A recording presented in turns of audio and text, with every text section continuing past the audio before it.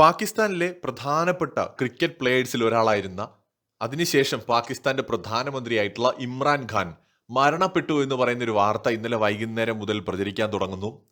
അതിന് കാരണമായിട്ട് വന്നത് അദ്ദേഹത്തിന്റെ സഹോദരിമാരെ കഴിഞ്ഞ മാസങ്ങൾ കുറെയായിട്ട് ഇമ്രാൻ ഖാനെ കാണാനോ സംസാരിക്കാനോ അനുവദിച്ചിരുന്നില്ല എന്നുള്ളതാണ്. ഇതിന്റെ പേരിൽ വലിയ പ്രതിഷേധങ്ങളൊക്കെ നടക്കുന്നുണ്ടായിരുന്നു. വലിയ സമരങ്ങളും സത്യാഗ്രഹവും ഒക്കെ നടക്കുന്നുണ്ടായിരുന്നു. പിന്നീട് സ്വാഭാവികമായിട്ട് അവരെ തല്ലിച്ചതയ്ക്കുന്ന പതിവ് ശൈലി പാകിസ്ഥാൻ സ്വീകരിച്ചു. ഇമ്രാന്റെ സഹോദരിമാർക്കടക്കം വളരെ മോശമായ രീതിയിലുള്ള അനുഭവമാണ് നേരിടേണ്ടി വന്നത്. അവരെ അടക്കം മർദ്ദിക്കുന്ന തരത്തിലേക്ക് പോലീസ് പോവുകയൊക്കെ ചെയ്തു. തുടർന്നാണ് മരണപ്പെട്ടു, അത് മറച്ചു വെച്ചിരിക്കുന്നു എന്ന് പറയുന്ന വാർത്തകൾ വരുന്നത്. ഇന്നിപ്പോ അത് തിരുത്തിക്കൊണ്ട് അദ്ദേഹം മരണപ്പെട്ടിട്ടില്ല എന്ന് പറയുന്ന വാർത്തകൾ വരുന്നുണ്ട്. എന്തായാലും ഇമ്രാൻ മരണപ്പെട്ടു എന്ന വാർത്ത പ്രചരിക്കാൻ തുടങ്ങിയത് പാകിസ്ഥാനിൽ പലയിടങ്ങളിലും പ്രതിഷേധം ആളിക്കത്താൻ തുടങ്ങി. ഇപ്പോഴും പാകിസ്ഥാനിൽ വലിയ ജനപിന്തുണയുള്ള ഒരു നേതാവാണ് ഇമ്രാൻ എന്ന് പറയുന്നത്.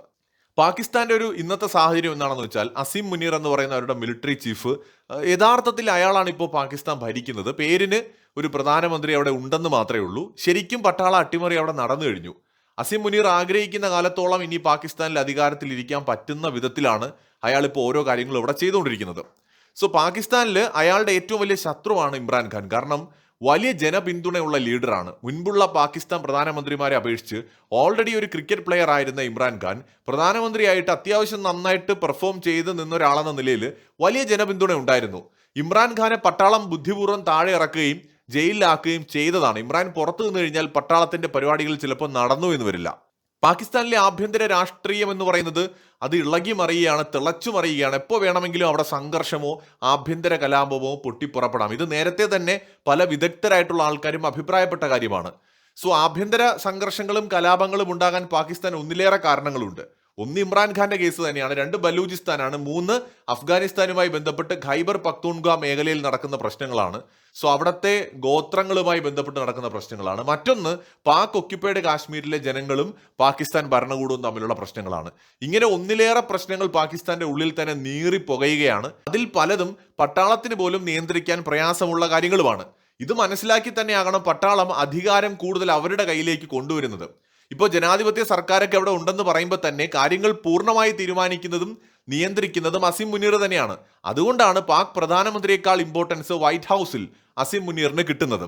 പാകിസ്ഥാനില് ആഭ്യന്തര കലാപങ്ങളും സംഘർഷങ്ങളും മുറുകുന്ന പശ്ചാത്തലത്തിൽ പട്ടാളം എപ്പോഴും ശ്രമിക്കുന്ന ഒരു കാര്യം ജനങ്ങളെ ഒന്നിപ്പിച്ച് നിർത്താനായിട്ട് ഇന്ത്യക്കെതിരായിട്ട് എന്തെങ്കിലും ഒരു പ്രശ്നം ഉണ്ടാക്കി ഇന്ത്യയുമായിട്ടൊരു യുദ്ധം ഉണ്ടാക്കും. ഇപ്പോൾ ഓപ്പറേഷൻ സിന്ദൂറിന്റെ സമയത്ത് നമ്മളിത് കണ്ടതാണ്. ഇവർ ഈ ഭീകരാക്രമണം നടത്തുന്നത് തന്നെ ഇന്ത്യയുടെ പ്രതികരണത്തിന് വേണ്ടിയും ഒരു സംഘർഷം ഉണ്ടാക്കാൻ വേണ്ടിയും തന്നെയാണ്. അപ്പോൾ ഈ സമയത്ത് ഇന്ത്യ എന്നൊരു സാധനം അവിടെ വരുമ്പോഴേക്കും തമ്മിലടിച്ചുകൊണ്ടിരിക്കുന്ന പാകിസ്ഥാനികളെല്ലാം കൂടെ ഉടനെ തന്നെ ഒറ്റക്കെട്ടാവും. ഇത് എപ്പോഴും നമ്മൾ കാണുന്ന ഒരു കാര്യമാണ്. അതാണ് സവിശേഷമായ ഒരു പ്രത്യേകത. അപ്പൊ ഇന്ത്യ ഒരു വശത്തുണ്ടെങ്കിൽ അവർ ഒറ്റക്കെട്ടാണ്. അപ്പൊ അതുകൊണ്ട് തന്നെ ഈ ഒരു തന്ത്രം ഇപ്പൊ അസിം മുനീർ വീണ്ടും പയറ്റാൻ ശ്രമിക്കുന്നോ എന്ന് സംശയമാണ്. ഇന്ത്യയിലെ ചെറിയ കാര്യങ്ങളെ പോലും പാകിസ്ഥാൻ വലിയ ഒരു സംഭവമായിട്ട് അവിടെ ചർച്ചയാക്കുകയാണ്. അതുപോലെ തന്നെ ഇപ്പോൾ ഈ രാമക്ഷേത്രവുമായിട്ട് ബന്ധപ്പെട്ട് ഇപ്പോൾ ഇന്ത്യയിൽ കഴിഞ്ഞ ദിവസം അതിൻ്റെ പതാക ഉയർത്തൽ ചടങ്ങും മറ്റുമൊക്കെ നടന്നല്ലോ. സ്വാഭാവികമായിട്ട് നടക്കുന്ന ഒരു കാര്യമാണ്. പക്ഷേ രാമക്ഷേത്രത്തിന് തീർച്ചയായിട്ടും അത് വലിയൊരു പ്രശ്നമുണ്ടായ ഒരു വിഷയമാണ് രാജ്യത്തിനകത്ത്. അപ്പൊ അതുകൊണ്ട് തന്നെ ഇന്ത്യയിലെ ഒരു വിഭാഗം ജനതയ്ക്ക് പ്രധാനമന്ത്രി ഇങ്ങനെ പോയി രാമക്ഷേത്രത്തിൽ പതാക ഉയർത്തുന്നതിനോട് എതിർപ്പുള്ളവരുണ്ടാവാം. ഈ അവസരത്തെ പാകിസ്ഥാൻ ബുദ്ധിപരമായി ഉപയോഗിക്കാൻ നോക്കി. എന്ന് വെച്ചാൽ രാമക്ഷേത്രവുമായി ബന്ധപ്പെട്ട വിഷയത്തിലും പാകിസ്ഥാൻ കയറി ഇടപെട്ടു. അതായത് ന്യൂനപക്ഷങ്ങൾ ഇന്ത്യയിൽ അടിച്ചമർത്തപ്പെടുകയാണ്, അങ്ങനെയാണ് ഇങ്ങനെയാണ്, അന്താരാഷ്ട്ര സമൂഹം ഇവിടെ ഇടപെടണം എന്നൊക്കെ പറഞ്ഞിട്ട്. ഇന്ത്യക്കകത്ത് ഒരു പ്രശ്നവും ഇല്ല എന്ന് നമുക്ക് പറയാൻ പറ്റില്ല. ലോകത്ത് എല്ലായിടത്തും ഉള്ളതുപോലെയുള്ള ചെറിയ ചെറിയ പ്രശ്നങ്ങളൊക്കെ നമ്മുടെ രാജ്യത്തിനകത്തുമുണ്ട്. പക്ഷെ ഇവിടെ ന്യൂനപക്ഷമെന്നോ ഭൂരിപക്ഷമെന്നോ വ്യത്യാസമൊന്നുമില്ല. എല്ലാവർക്കും ഭരണഘടന നൽകുന്ന തുല്യമായ എല്ലാ അവകാശങ്ങളും ഈ രാജ്യത്തുണ്ട്. എന്താണോ ഭരണഘടന അനുശാസിക്കുന്നത് അതനുസരിച്ചാണ് ഈ രാജ്യം മുന്നോട്ട് പോകുന്നത്. ഇപ്പൊ പാകിസ്ഥാൻ എന്ന് പറയുന്ന രാജ്യം രൂപീകൃതമാവുന്ന സമയത്ത് ന്യൂനപക്ഷ വിഭാഗം എത്ര പെർസെൻറ്റേജ് അവിടെ ഉണ്ടായിരുന്നുവെന്നും ഇപ്പോഴവിടെ എത്രയുണ്ടെന്ന് നോക്കിയാൽ മതി എവിടെയാണ് യഥാർത്ഥത്തിൽ ന്യൂനപക്ഷ വിഭാഗങ്ങൾ വലിയ രീതിയിലുള്ള പ്രശ്നങ്ങൾ നേരിടുന്നതെന്ന് മനസ്സിലാക്കാൻ. പാകിസ്ഥാനിലെ ന്യൂനപക്ഷം എന്ന് പറയുന്നത് ശരിക്കും ന്യൂനമാണ്. അവിടെ കാണാൻ പോലും പറ്റാത്ത വിധത്തിൽ അവർ ഓരോ ദിവസവും ഇല്ലാതായിക്കൊണ്ടിരിക്കുകയാണ്. പാകിസ്ഥാൻ തന്നെ അവരെ ഉന്മൂലനം ചെയ്തുകൊണ്ടിരിക്കുകയാണ്. ഞാൻ ഒരു മതത്തിന്റെയും പേരുടെ എടുത്ത് പറയുന്നില്ല. ന്യൂനപക്ഷം എന്ന് പറയുന്നത് ഒരു മതമല്ല, പല മതക്കാര് പാകിസ്ഥാനിലുണ്ട്. ഇവരുടെയൊക്കെ അവസ്ഥ പരിതാപകരം തന്നെയാണ്. ആ പാകിസ്ഥാനാണ് രാമക്ഷേത്രവുമായി ബന്ധപ്പെട്ട് ഇന്ത്യയിൽ ഒരു വലിയ വിവാദമായി നിന്നൊരു പ്രശ്നമാണ്. അപ്പൊ ഈ രാമക്ഷേത്രവുമായി ബന്ധപ്പെട്ടുള്ള ഈ ഒരു വിഷയത്തിൽ ഇതിനെ മുതലെടുക്കാനായിട്ട് ശ്രമിക്കുകയും പാകിസ്ഥാനിലെ ജനങ്ങളോട് എല്ലാ മാധ്യമങ്ങളും ഇത് ഹൈലൈറ്റ് ചെയ്തു. ഇന്ത്യ എന്ന് പറയുന്ന ഒരു വിഷയം അവിടെ ചർച്ചയാക്കുകയാണ്. കാരണം ഇവരുടെ ആഭ്യന്തര പ്രശ്നങ്ങളെ ഇല്ലാതാക്കാൻ വേണ്ടിയിട്ട്, ജനങ്ങളെ ഒന്നിപ്പിക്കാൻ വേണ്ടിയിട്ട് ഇന്ത്യയെ അവിടെ വീണ്ടും ഒരു ശത്രു സ്ഥാനത്ത് കൊണ്ടുവന്ന് പ്രതിഷ്ഠിക്കുകയാണ്. വിശേഷിച്ച് മോദി സർക്കാർ വന്നതിന് ശേഷം ആ ഒരു മതപരമായ രീതിയിൽ പാകിസ്ഥാൻ ഈ വിഷയങ്ങളെ പലതരത്തിൽ ഭിന്നിപ്പിച്ച് അതിനെ ഉപയോഗപ്പെടുത്താനായിട്ട് ശ്രമിക്കാറുണ്ട്. ഇന്ത്യയുടെ കേസ് എന്ന് പറയുന്നത് വളരെ വളരെ ഡിഫറൻ്റ് ആയിട്ടുള്ള ഒരു സാഹചര്യമാണ്. കാരണം ഇന്ത്യയിൽ പലതരത്തിലുള്ള ഭരണകൂടങ്ങൾ പല കാലഘട്ടങ്ങളിലും ഉണ്ടായിരുന്നു. ഇന്ത്യയിൽ ഈ ഹിന്ദുമതം എന്ന് പറയുന്ന ആ ഒരു മതമായിക്കോട്ടെ, അല്ലെങ്കിൽ ബുദ്ധിസം, ജൈനിസം ഒക്കെ ഇന്ത്യയിലാണ് രൂപം കൊണ്ടത്. അപ്പം അതുകൊണ്ട് തന്നെ ആദ്യകാലങ്ങളിൽ ഇവിടെ ഉണ്ടായിരുന്ന മതങ്ങൾ എന്ന് പറയുന്നത് അതായിരുന്നു. ആ മതങ്ങളുമായി ബന്ധപ്പെട്ട ആരാധനാലയങ്ങളാണ് ഇവിടെ ഉണ്ടായിരുന്നത്. പിൽക്കാലത്ത് അറബ് നാടുകളിൽ നിന്നും, സെൻട്രൽ ഏഷ്യയിൽ നിന്നും, തുർക്കിയിൽ നിന്നും, അഫ്ഗാനിസ്ഥാനിൽ നിന്നുമൊക്കെ വന്നിട്ടുള്ള പല ഭരണാധികാരികളും ഈ രാജ്യത്തിന്റെ പല പ്രദേശങ്ങൾ കീഴടക്കുകയും അവരുടെ വിശ്വാസങ്ങൾക്കനുസരിച്ചുള്ള ഭരണകൂടങ്ങൾ സ്ഥാപിക്കുകയും ചെയ്തിട്ടുണ്ട്. അപ്പോൾ പലയിടങ്ങളിലും ക്ഷേത്രങ്ങൾ ഉണ്ടായിരുന്ന സ്ഥാനങ്ങളിൽ പള്ളികൾ പണിതിട്ടുണ്ട്. ചിലപ്പോൾ യുദ്ധങ്ങളിൽ തകർക്കപ്പെട്ടിട്ടുണ്ടാവാം. ചരിത്രത്തിൽ പലതും നമ്മൾ മറക്കാൻ ആഗ്രഹിക്കുന്ന ഒരുപാട് കാര്യങ്ങൾ നടന്നിട്ടുണ്ട്. അതുകൊണ്ട് തന്നെ ഇന്ത്യയിലെ പല ഇന്നത്തെ ഇപ്പൊ രാമക്ഷേത്രം ഉൾപ്പെടെയുള്ള തർക്കങ്ങൾക്ക് നൂറ്റാണ്ടുകളുടെ പഴക്കമുണ്ട്. അപ്പൊ അത് ഇന്ത്യക്കാർക്കിടയിൽ ഈ മതപരമായിട്ട് ഉണ്ടായിരിക്കുന്ന ഒരു പല വിഷയങ്ങളിലുമുള്ള അഭിപ്രായ ഭിന്നതയെ പക്ഷെ പാകിസ്ഥാനെ പോലെയുള്ള രാജ്യങ്ങൾ മുതലെടുക്കാൻ ഒരിക്കലും നമ്മൾ അനുവദിക്കാൻ പാടില്ല. കാരണം അവര് ഇന്ത്യയെ നന്നാക്കണമെന്ന് ആഗ്രഹിക്കുന്നവരല്ല. ഈ രാജ്യത്തെ വെട്ടിമുറിച്ച് ഒരു മതരാഷ്ട്രം ഉണ്ടാക്കിയ ഒരു ചരിത്രമാണ് പാകിസ്ഥാന്റേത്. അങ്ങനെ ഒരു മതരാഷ്ട്രം ഉണ്ടാക്കിയത് കൊണ്ട് പാകിസ്ഥാൻ എന്തെങ്കിലും ആയി തീർന്നോ? ഇപ്പോൾ സൗദിയെ പോലെയോ അല്ലെങ്കിൽ UAE പോലെയോ ഒരു വികസിത രാഷ്ട്രമായോ? ഇല്ല. ഇന്ത്യയെക്കാൾ ഒരുപാട് ഇന്ന് പുറകിൽ നിൽക്കുന്ന, ഈവൻ ബംഗ്ലാദേശിനും പുറകിൽ നിൽക്കുന്ന ഒരു രാജ്യമായിട്ടാണ് പാകിസ്ഥാൻ ഇന്ന് കാണുന്നത്. അപ്പൊ ആ ഒരു പാകിസ്ഥാൻ ഇന്ന് വീണ്ടും ഇന്ത്യ വളർന്നുകൊണ്ടിരിക്കുമ്പോൾ അതിൽ അസൂയ പൂണ്ടിട്ട് നമ്മുടെ രാജ്യത്തെ തകർക്കാൻ, അവരുടെ രാജ്യത്തെ ആഭ്യന്തര പ്രശ്നങ്ങളെ മറച്ചുവെക്കാൻ, ജനങ്ങളെ ഒന്നിപ്പിക്കാൻ മതം പറഞ്ഞു തന്നെയാണ് ഇന്ന് പാകിസ്ഥാൻ ഭരണകൂടം ശ്രമിച്ചുകൊണ്ടിരിക്കുന്നത്. അസിം മുനീർ ഓപ്പറേഷൻ സിന്ദൂറിന് മുമ്പ്, കശ്മീരിൽ ഭീകരാക്രമണം ഉണ്ടാവുന്നതിന് മുമ്പും പറഞ്ഞത് മതമാണ്. നമ്മൾ തമ്മിൽ ഒത്തുപോകാത്തത് കൊണ്ടാണ് പൂർവികർ രണ്ട് രാജ്യമാക്കി മാറ്റിയത്. ഹിന്ദുസ്ഥാനിലെ സംസ്കാരവും ഇസ്ലാമിക സംസ്കാരവും തമ്മിൽ ഒരിക്കലും യോജിച്ചു പോവില്ല എന്നൊക്കെ പറഞ്ഞിട്ട് പച്ച വർഗീയതയും മതവും തന്നെയാണ് അസിം മുനീർ പറഞ്ഞുകൊണ്ടിരിക്കുന്നത്. ഇനിയും അവർ ഇന്ത്യയിലെ കാര്യങ്ങൾ ഹൈലൈറ്റ് ചെയ്തുകൊണ്ട് അവരുടെ രാജ്യത്ത് നടക്കുന്ന തമ്മിലടിയും സംഘർഷങ്ങളും ഇല്ലാതാക്കി ജനങ്ങളെ ഒന്നിപ്പിക്കാൻ ശ്രമിക്കും.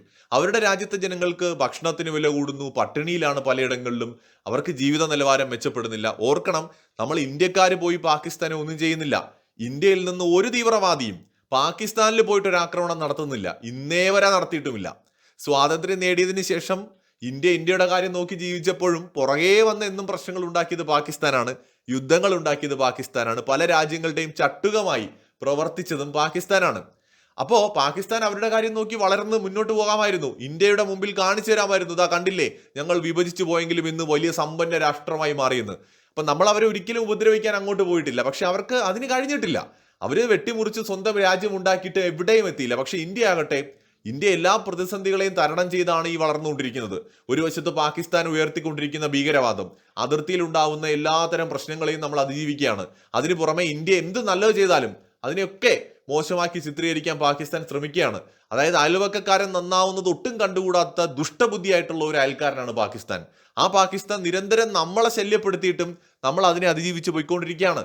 അതിനു പുറമെ ചൈനയുമായിട്ടുണ്ടാക്കുന്ന പ്രശ്നങ്ങൾ വേറെയുമുണ്ട്. അപ്പൊ നമുക്കൊപ്പം എത്താനും കഴിയുന്നില്ല, സ്വയം ഒട്ട് നന്നാവുന്നുമില്ല. അതു കാരണം അസൂയ മൂത്ത് ഇന്ത്യയെ നശിപ്പിക്കാൻ എന്ത് വഴിയുണ്ടോ അത് തേടി നടക്കുകയാണ് അവര്. അപ്പൊ അതിന് അവരുടെ മുമ്പിലുള്ള നല്ല മാർഗം എന്താണ്? അവരുടനെ തന്നെ ഇസ്ലാമിന്റെ രക്ഷകരായിട്ട് അങ്ങോട്ട് അവതരിച്ചിട്ട് ഇന്ത്യക്കകത്ത് പ്രശ്നങ്ങൾ ഉണ്ടാവും. എവിടെയാണ് പ്രശ്നങ്ങൾ ഇല്ലാത്തത്? ഒരു കുടുംബത്തിനകത്ത് പ്രശ്നങ്ങൾ ഉണ്ടാവും. പിന്നെയല്ലേ ഒരു രാജ്യത്തിന്റെ കാര്യം.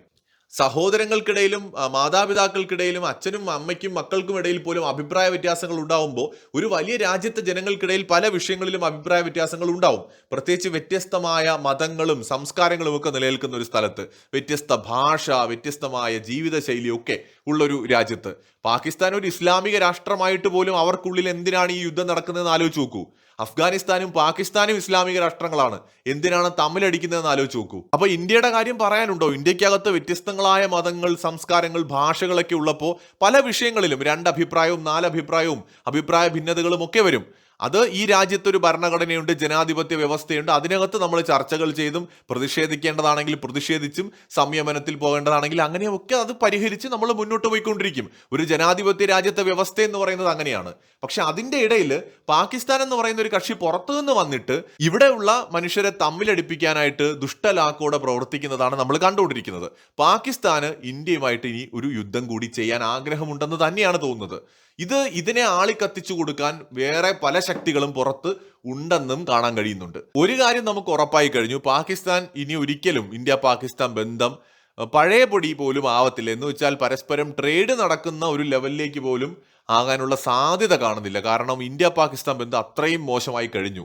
ഈ നയതന്ത്ര ചാനലുകൾ വഴിയൊന്നും ചെയ്യാനില്ല. ഇപ്പൊ അസീം മുനീർ ചെയ്തുകൊണ്ടിരിക്കുന്നത് ഭരണഘടനയെ തന്നെ, പാകിസ്ഥാന്റെ ഭരണഘടനയും തെരഞ്ഞെടുക്കപ്പെട്ട സർക്കാരിനെയും ബുദ്ധിപരമായി ഉപയോഗിച്ചുകൊണ്ട് അസീം മുനീർ ആഗ്രഹിക്കുന്ന കാലത്തോളം പാകിസ്ഥാനിൽ അധികാരം നിലനിർത്താൻ വേണ്ടിയിട്ടുള്ള വഴികളാണ് ഇപ്പോൾ ചെയ്തുകൊണ്ടിരിക്കുന്നത്. എന്ന് വെച്ചാൽ ഓൾറെഡി അവിടെ ആരും പറയുന്നില്ലെന്നേ ഉള്ളൂ, തത്വത്തിൽ ഒരു പട്ടാള അട്ടിമറി നടന്നു കഴിഞ്ഞു. ഇപ്പോ സാധാരണ രീതിയിൽ ഒരു പട്ടാള അട്ടിമറി എന്ന് പറഞ്ഞാൽ എന്താണ്?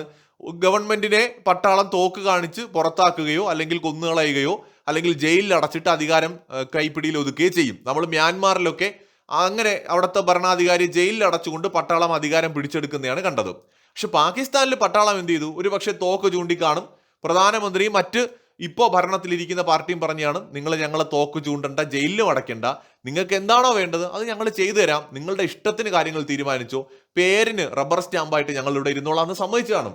അപ്പോൾ പേരിന് ലോകരാജ്യങ്ങളുടെ കണ്ണിൽ പൊടിയിടാൻ വേണ്ടിയിട്ട്, മറ്റു ഉപരോധങ്ങളൊന്നും കിട്ടാതിരിക്കാൻ വേണ്ടിയിട്ട് അവിടെ ഒരു വലിയ രീതിയിലുള്ള പ്രശ്നങ്ങൾ ഉണ്ടാവാതെ പോകുന്നു എന്ന് മാത്രമേ ഉള്ളൂ. യഥാർത്ഥത്തിൽ പാകിസ്ഥാൻ ഇന്ന് ഭരിച്ചുകൊണ്ടിരിക്കുന്നത് അസീം മുനീറാണ്. അതുകൊണ്ട് തന്നെ എപ്പോഴൊക്കെ അവിടെ അട്ടിമറികൾ നടന്നിട്ടുണ്ടോ അപ്പോഴൊക്കെ ഇന്ത്യയുമായിട്ട് യുദ്ധം ഉണ്ടാക്കാൻ പട്ടാളം ശ്രമിച്ചിട്ടുണ്ട്, ജനങ്ങളെ കൂടെ നിർത്താൻ.